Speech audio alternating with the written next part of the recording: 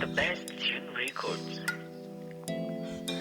Mbanirizaako mu episode yaffe ey'omusanvu abawulira episode ey'omukaaga twasemba nayiga gwe baleese okkola ewaka bimusobedde era nga muli agamba oba Kadaama w'e Uganda anaamalako. Episode yaffe ey'omusanvu etandise bweti.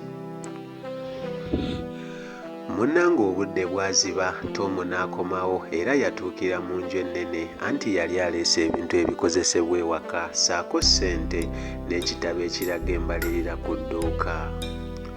Yasanga mukyala Kasawuli ne Nayiga balya mmere era naye n'abeeyungako ne balya era omugenyi baali bamwaniriza n'akanyama k'embuzi, obummonde obuzungu ssaako omuceere. Mwana tu bano baanyumirwa akadde bonsatule nga bwe banyumirwa ebiri ku TV. Tom olwamaliriza n'afumbya era n'asaba asooka agende ategekere Nayiga w'agenda okusula era yakikola mu bwangu nnyo. Bw'atyo n'akomawo n'ategeeza Nayiga agende awummule ne Nayiga yalinga eyakooye dda, yasituka n'emmere ye n'ayolekera. Olwo Tom n'asigala mu ddiiro ng'anyuminkiriza mukyala Kasawuli eyali akyali emmere. Tom yalaba mukyala Kasawuli asusse okweriisa obwensunansuna n'amugamba, "Boss, ndowooza ngende neebaka ebitabo tujja kubibala enkya." Ko mukyala Kasawuli nti, "Maama oli luno, genda osange Nayigawo, ate takusula kumpi ye omuntu anaddamu okunyumyako n'abantu baawano." Tom yalaba omukyala asusse n'amugamba, "Boss, kankulinde omalirize mukama wange nsaba kunsonyiwa." Mukyala Kasawuli ne yeemoola n'agamba, "Munno bamulindako n'amaliriza, kati we bimutuga abange." Tom nga tanyega amaaso gali ku TV, kyaddaaki mukyala Kasawuli yamaliriza okulya n'atwalayo ebintu. Olwakomawo yayita buyisi paka mu kisenge. Waayitawo eddakiika nga 2 n'ayita nti, "Tom, jangu n'ekitabo ekyo wano tulabe." Abange, Tom bazzeemu ne bamuyita mu kisenge.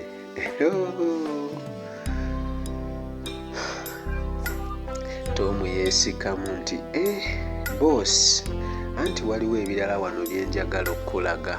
Ko mukyala Kasawuli nti, "Owange, nze asoose okuyita tombazeemu magezi, leeta ekitabo ggwe." Nga munnange Tom asooba mpola ng'atuuka mu mulyango akonkona nga mukyala Kasawuli amugamba, "Kati naawe Tom okyakonkona, wabula weekooya, nze yingira onsibeko ne ku zipu sigituuka."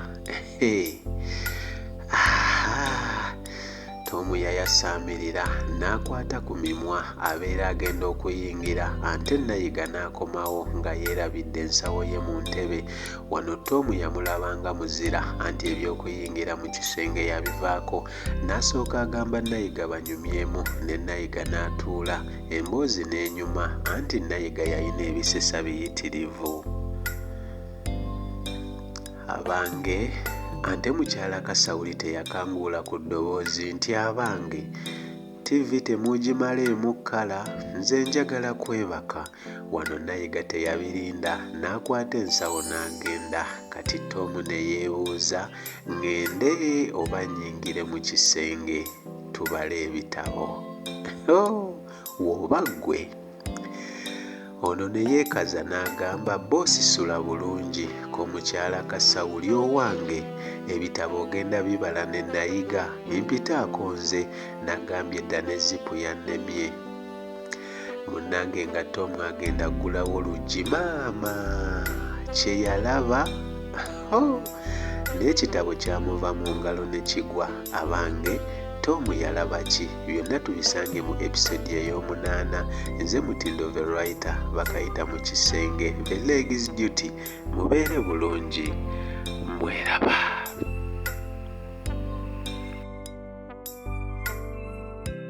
Mutindo The Writter. Mutindo TV, the best Online TV.